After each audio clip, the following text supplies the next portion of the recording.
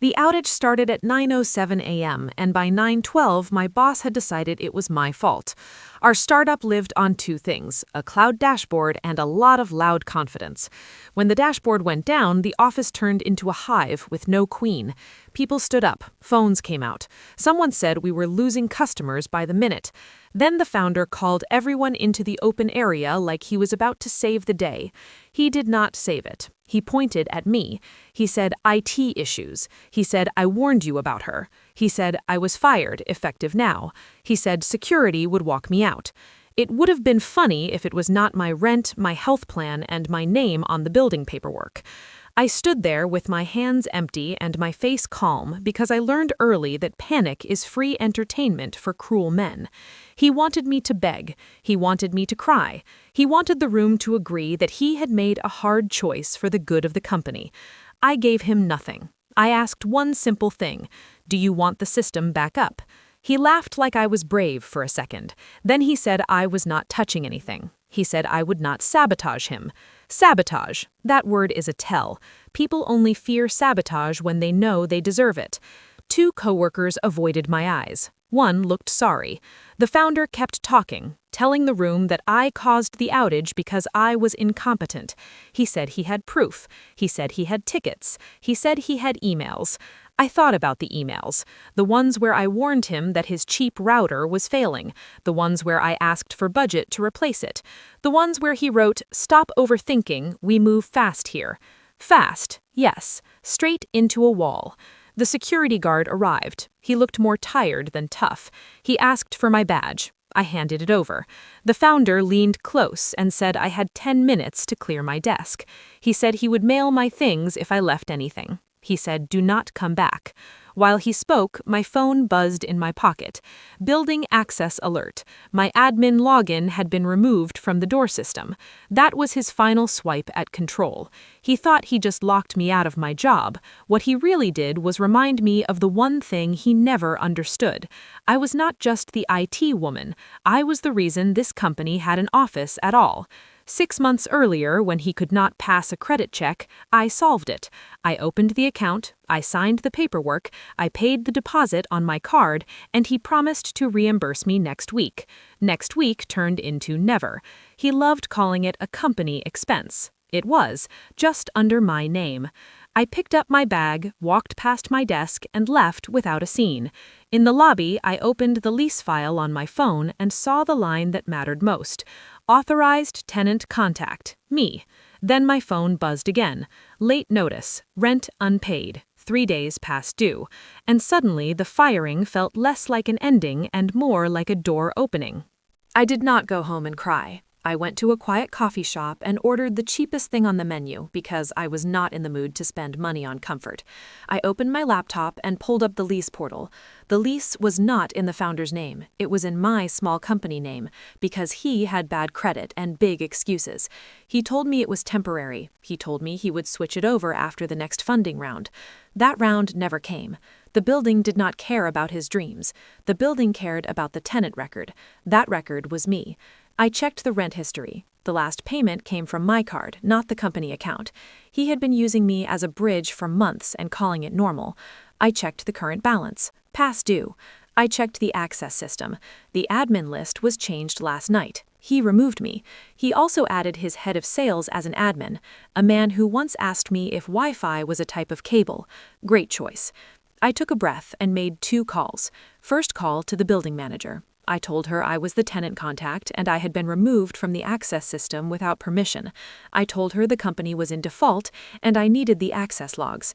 She did not argue. She asked for my ID and the lease number. I had both. Second call to the internet provider. The account was also in my name because the founder could not pass their check either. I asked them to place the account on hold for suspected misuse. No drama, just a hold. They confirmed. That meant no service changes without me. Then I sent one email to the founder. Simple words. You fired me today. You also removed the tenant contact from building access. That is a breach. Rent is past due. I am issuing formal notice of default. Pay the full balance and my unpaid wages within 48 hours, or the lease will be terminated and access will be revoked. I did not add threats. I added dates. I attached the rent ledger. I attached my wage record. I attached his reimbursement promise from 6 months ago. He replied in 6 minutes. He said I was insane. He said I was not a real tenant. He said he would report me for extortion. He said his lawyer would destroy me. I almost laughed. Startups love saying lawyer like it is a magic spell. Then he sent the line that told me I was right. He said, "The building cannot kick us out. We have investors visiting Monday." That is when I knew he would not pay. He would try to bluff. He would try to shame me. He would try to scare me into backing down. I forwarded his email to the building manager. I also forwarded it to my own attorney friend with one note: "Read this, tell me the cleanest next step." My friend replied with 3 words that made my pulse steady: "Serve notice now." And as I stared at the clock on my screen, I realized Monday was not their deadline, it was mine. The next 2 days were a lesson in how quickly a man will panic when the floor under him is made of paperwork he never bothered to read. He tried calling me. I did not answer. He emailed HR at a company that did not have HR. He posted a vague message on social media about removing toxic people. I saved it. He sent a message through a coworker asking me to be reasonable. Reasonable is what people say when they want you to accept unfairness quietly. I met my attorney friend after work hours. We kept it simple. Lease in my company name, past due rent, unauthorized access changes, unpaid wages. Clear default. We wrote a notice letter that sounded boring and deadly. We sent it by email and certified mail. The building manager confirmed receipt and asked one question: "Do you want a lockout if they do not cure the default?" I said yes. Then I sent one more message to the founder: "Pay what you owe, reinstate me as tenant contact, return my wages. If you want to pretend I am the villain, at least pay the villain on time." He replied with a voice note. Angry, loud. He said he would never pay me. He said the office belonged to him. He said I was just IT. I saved the voice note too. Monday morning came fast. I showed up early, not inside, but across the street with coffee and a calm heart. The building manager arrived with a security supervisor. They carried a clipboard and a small case with lock cylinders. Quiet tools, loud results. At 8:55, the founders' team started arriving. They swiped their badges. The door beeped red. They tried again. Red. Confused faces. Then the founder pulled up, talking into his phone like he was already selling something. He tried his badge. Red. He hit the reader harder like anger improves technology. The security supervisor stepped forward and told him the suite was locked out due to default. The founder started yelling. He demanded a manager. The building manager held up the notice letter with his signature line highlighted. He tried to push past them. Security blocked him. He shouted that I did not have the right. I stood across the street and watched him perform for no one. Then he saw me. His face went tight, and he walked toward me like he wanted to scare me back into place. He said I was ruining his company. He said I would be sued into the ground. I told him I wanted my wages. I told him I wanted my name off his mess. He said I would get nothing. Then his phone rang and his whole posture changed.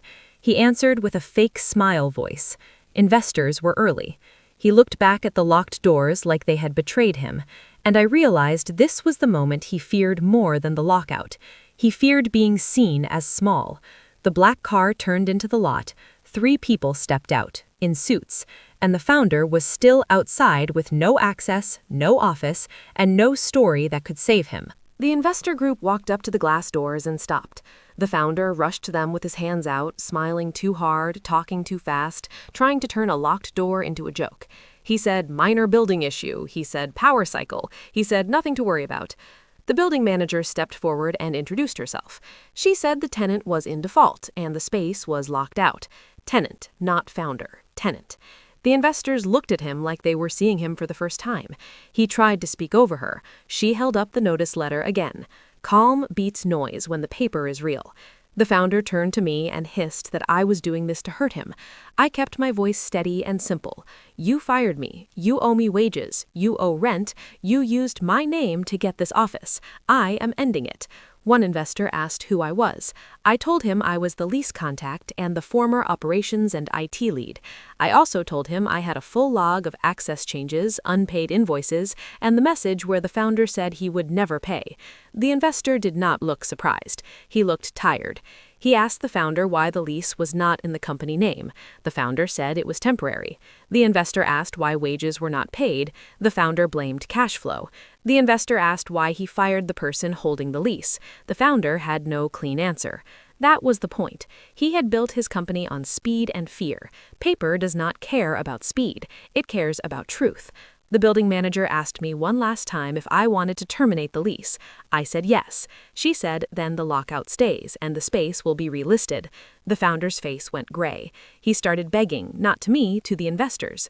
One investor stepped back and said they were done. They walked away like they had other meetings. The founder stood there with his hands empty for the first time in his life. Later that day, my attorney friend filed a wage claim, and we sent a settlement offer.